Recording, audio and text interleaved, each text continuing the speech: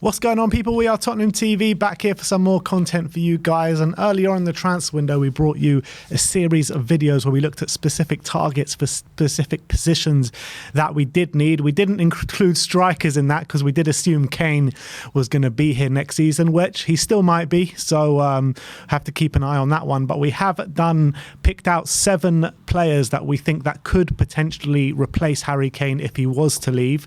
So let's get straight into it, starting off with the first player, which is 18-year-old Evan Ferguson from Brighton. 30 million market value on transfer market. He did get 6 goals in 19 games in the Premier League this season.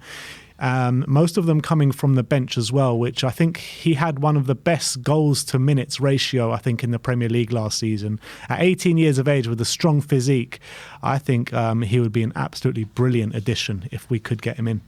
Yeah, obviously he would probably come in as backup to Richarlison if that were the case, and that would put a lot of pressure on Richarlison. But Evan Ferguson has showed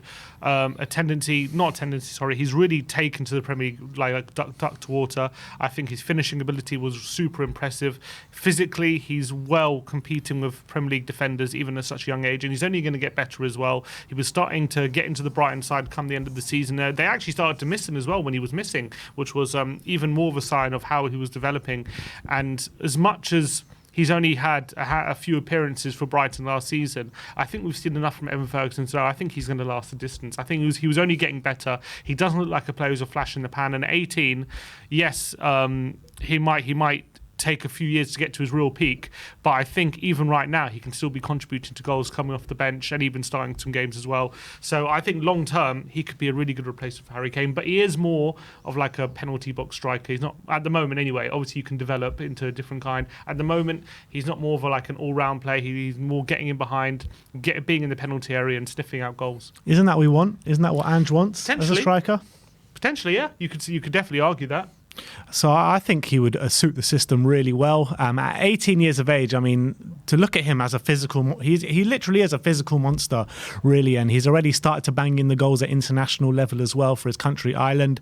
So how much do you reckon, though, is a fair price to get him? Because 30 million is way too little. It won't be 30 for sure. Brighton have already sold players this summer, and they've got no reason to sell cheaply to us. Considering he's 18, you're probably looking at upwards of 50 million, I would say, if you're going to get someone like Evan Ferguson through the door to get to the table. Do you think it's more of a viable option now that Brighton have brought in João Pedro, who is probably going to lead the line for them this season?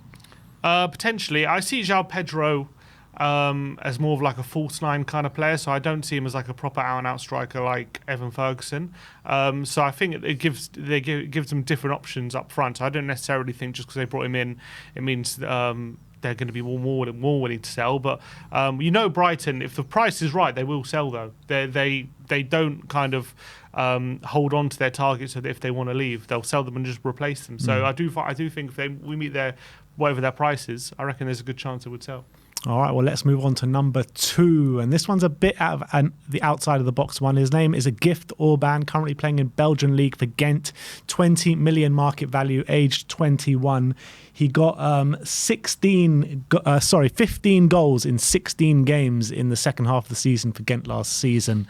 And he literally has burst onto the scene. He was playing out in Africa for a club called Bison FC and then moved on to Stabæk in Norway, where he smashed it out there. And after one season there, he got a big move to Ghent in Belgium. And it probably won't be long till he's on the move again to a bigger team. Yeah, this one really stinks of RB Leipzig, to be honest. But if Tottenham are smart, maybe they'll get in before the competition starts to circle and actually get in while he's relatively cheap. I reckon you can probably get him for a fee which is a lot less than all the other strikers we're talking about on this list. And yes, he doesn't have the experience at a top European league like some of the other players he does, but he is only just starting to explode. At 21, he has his hunger as well to probably prove himself in a top league. So it could be a smart piece of business. There are obviously I think there's bigger risk elements with him than maybe with other strikers that we could look at. But for sure, in terms of what we're seeing at the moment, he seems to be kind of batting away every challenge that comes his way with ease. So maybe it could be a very smart piece of business if Tottenham were to get him early. Yeah, I think so. And you're probably probably looking at a fee which will be a lot less than bringing in someone from the Premier League. I mean, with the market value, what did it say, 20 million? I think you'd probably get him about 25, 30 million. Yeah, especially come from the Belgian league where they don't have loads of cash. You know, that's a serious figure that they'll have to consider in that kind of league. So, for sure, I know, but then again, he's only been there for 6 months, so obviously they won't want to lose him after so quick. And is it too soon to start spending 30 million on him potentially? Well, let's move on. Let's talk about another striker. This one is in the Premier League, and he goes by the name of Ivan Toney, 27 years of age, 35 million euro market value. Obviously, he does play for Brentford at the moment. Just had an absolutely sensational season, scoring 20 goals in 33 games. He obviously does have that charge against his name at the moment, so won't be able to play until January, which could kind of leave us with an option of give Richarlison a go until January, and if it's not working out, then push the button on Ivan Toney. Potentially, if Brentford are willing to sell in January, that is, and he's looking to leave. I'm a massive fan of Ivan Toney. I think he's really done well since he's come to the Premier League. He's not just as well. Look, he may be, because he's tall and he's good in the air, and he might have this reputation of being a target man, but I think he's so much more than that. I think he's got really good technical ability. I think he's really good at bringing other players into play as well. I think he's done, last season he was absolutely brilliant for Brentford. I think he's actually a lot closer to Harry Kane than maybe a lot of other strikers on this list, in terms of his ability to drop deep and bring other players into play. I think is really strong, but also he can be quite a good target man when called upon, and can be that penalty box striker as well. Really good physicality. So for me, he would be near the top of the list in terms of who I'd want. And he's also an elite level penalty taker, which with Kane leaving, who also is an elite level penalty taker, who else can step up in that role as well? Because you know with Kane, like more chance than not, 9 times out of 10 he's going to score that penalty. Same with Ivan Toney, but who else in our squad can we say that about? It's true. I think Maddison took a few potentially for Leicester, but I don't even think he was quite good. I think he missed a few as well. I know Son's taken a few, so could be good to get a penalty taker through the door. Next up, let's talk about Jonathan David. Plays for Lille at the moment. A market value of 60 million euros, 23 years of age. He did score 24 goals in the French league this year in 37 games. Look, he is a top talent. I was really disappointed with him in the levels he showed at the World Cup with Canada, even though players around him kind of were impressing in a Canada team, which kind of did capture some of the hearts at the World Cup with the way they did play their football. And I expected a lot more from Jonathan David at that World Cup. I've seen sample sizes of him in France, and look, for the money being banded about for him, I don't think it's worth the punt, to be honest. Yeah, I think he's very expensive. I think that you could probably get a player who's of similar quality for a bit cheaper price, potentially. Obviously, maybe not a player who's shown it as much as he has, because he's been scoring goals a lot in Liga for a few years now. So he's got that in his locker, to back up the price tag. But I think he benefits a lot from maybe weaker defenders in Liga. I think would his skill set be more adaptable to the Premier League as some of the other strikers? I do doubt it. I do think he's a really good player, but I do think he's quite similar level to Richarlison, essentially, is what I'm trying to say. And I know we paid 60 million for Richarlison, but I wouldn't pay the money that they're asking. I think if he was cheaper, he would probably be a better bet, but I don't think he's worth 60 million. Yeah, when you're talking about cheaper, you're talking about literally half the value, or maybe just a bit above that, 30, 40 million. I wouldn't spend any more than that on him, to be honest. Yeah. Let's move on to another target, a player that has been linked with us in the past. He goes by the name of Dusan Vlahovic, not really having the best time of it at Juventus at the moment since his big move from Fiorentina. 23 years of age, 70 million euro market value, did score only 10 goals in 27 games for Juve this year. He's also been relegated to the bench for his country in replacement for Aleksandar Mitrovic, who gets in ahead of him, especially at the World Cup. But I really rate this guy, and I think he's a top player. And I think he's being a bit hamstrung by the football that Allegri does play at Juventus. I think that if he was to join Spurs in an Ange Postecoglou system, I think he could thrive. And I think you can probably get him for less than what his market value is, what the transfer market say it is as well. Well, Juventus seem fairly, I wouldn't say desperate, but they seem happy to do a deal at this point if they want to get Lukaku through the door. So it seems though there could well be a deal to be done for someone like Vlahovic. I actually do believe, in terms of like just straight up finishing ability, He's probably the best finisher on this list. I think his left foot is absolutely dynamite. He's actually scored a couple of free kicks as well for Juventus, but it hasn't gone right for him. I wonder if it's because he's not so capable of playing that counter-attacking style Allegri wants and playing into the space. I think Kane kind of, in a different way, was able to do that because of his ability to drop deep and play those through balls and get involved that way. Vlahovic doesn't do that as much, or isn't as good as doing that as someone like Kane. So when you're playing that counter-attacking style, he's not as useful there or as effective. But the style we're going to play is going to be very different. The only question is, will he do the hard running off the ball? Is he able to press with effectiveness and close players down? I think there is a bit of a question mark in there. I do think he's probably the quality-wise the best player on the list. But in terms of is he the best fit for our system? I think he's a good fit. I don't know if he's the best fit, but I do think he's a good fit. I really believe in his talents, and I think he would be an absolute fan favourite if he was to come here, and I think he would absolutely bang in the goals.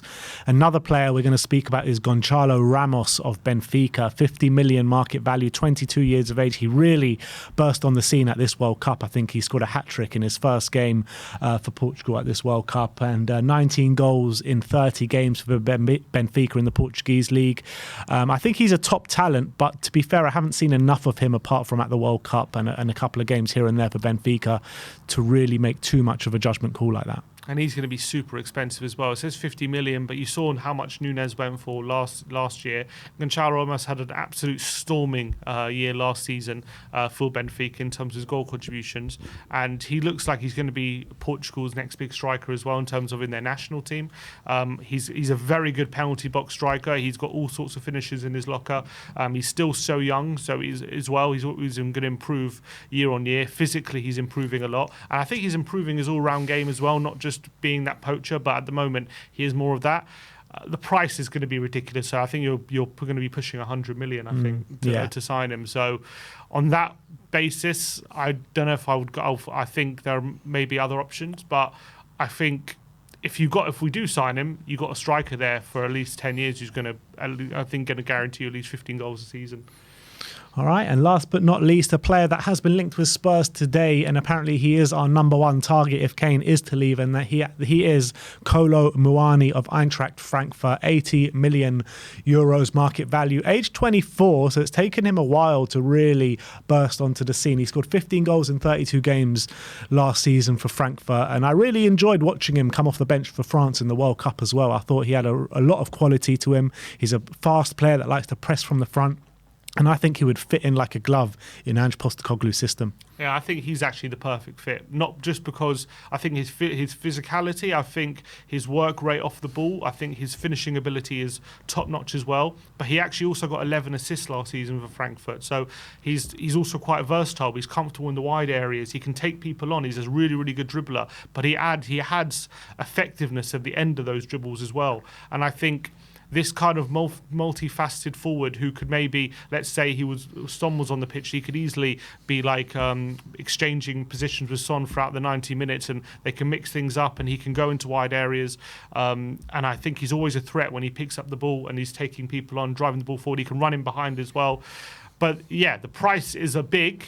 But I think out of all the strikers, he might be the one worth paying the price rather than the other ones. Yeah, you could have a point there, and you're going to have to spend the best part of all the Kane money pretty much to acquire him, to be honest. Would you say he's your number one target then out of the 7 that we've mentioned? I think so. I wouldn't necessarily say he's the best player on the list, but I actually think he's probably the best fit for us in terms of what we would require and how he would fit into the team. I actually think he'd be the best fit.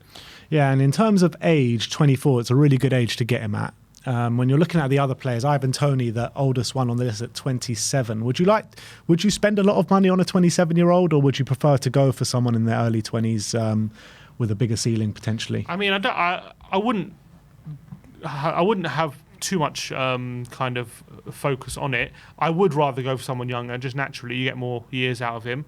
But I think Toney, I wouldn't just not sign Toney just because of age. That wouldn't be the factor. But for sure, if you got a younger player who's got high quality as well, I think that's probably the best way to go, because we want someone who can be here for the long term, who can really not take Kane's mantle, but step in and be that striker for, not just see as a stepping stone, be that striker for at least 10 years.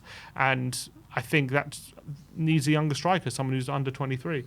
All in all, I think all 7 of these players that we've spoken about today would all fit the role really well, and I think we'd all get really excited if we were to sign any of them. For me personally, I'm not sure who I would pick as my number 1 choice. I think it's between Ferguson, Vlahovic and Muani. I think Goncalo Ramos is just going to cost way too much money, in my opinion. I don't think Spurs do the deal. So I think Muani, Vlahovic and Ferguson, for me, any of those 3 I'd be absolutely delighted with, to be honest. I think my picks would be Muani, then I think it would be Tony, and then it would be Muani, Tony, and then probably Ferguson, number 3. All right. Well, there you have it. I want to know who your picks out of those 7 strikers would be if Kane was to leave this summer. But thank you, everyone, for watching us today. Like, subscribe and comment. And as always, come on, you Spurs.